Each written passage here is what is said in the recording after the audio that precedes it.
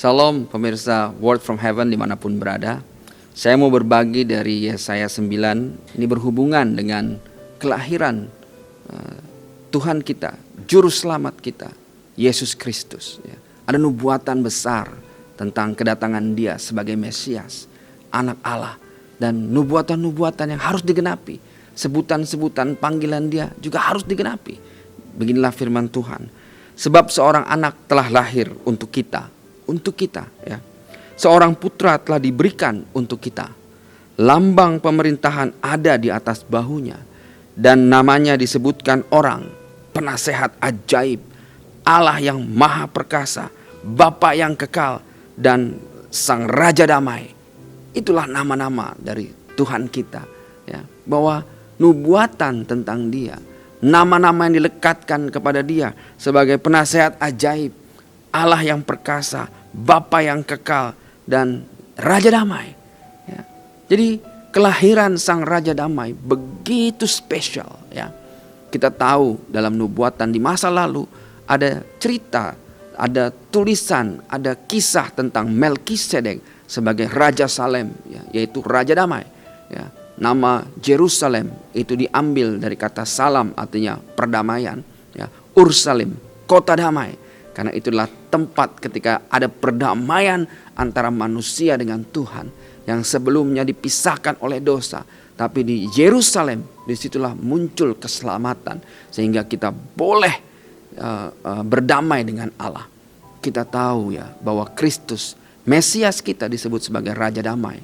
Ya, bagaimana Dia memperdamaikannya? Kristus adalah representasi dari raja. Seorang raja yang gagah perkasa, seorang raja yang memimpin bangsanya.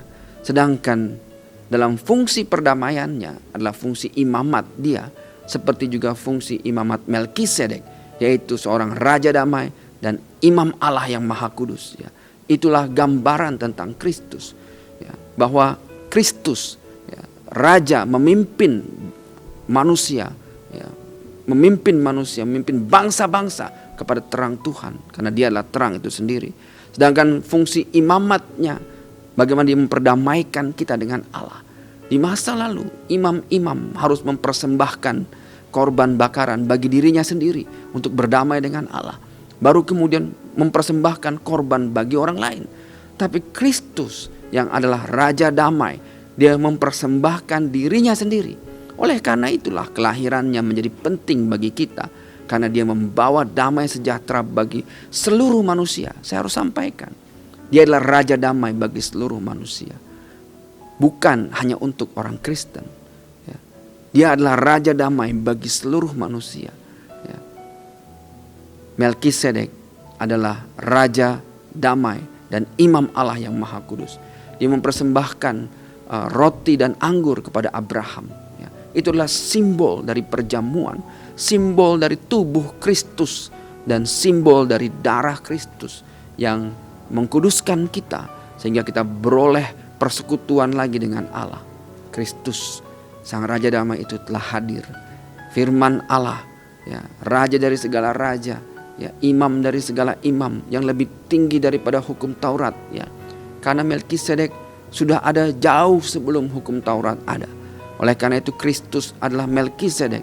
Dia tidak tunduk terhadap imamat Lewi, tapi dia adalah menjadi imam karena imamat Melkisedek. Ya. Dia adalah Raja Damai bagi kita semua, bagi seluruh manusia, bukan hanya seluruh orang Kristen, tapi bagi seluruh manusia. Dia memperdamaikan kita dengan Allah. Dosa-dosa kita dihapuskan, dosa-dosa kita telah dibuang. Ya. Yang merah seperti kirmisi itu akan dibuat putih menjadi seperti salju. Itulah pekerjaan Mesias, Raja bagi seluruh manusia, dan Imam besar Melkisedek yang memperdamaikan kita dengan Allah. Ya.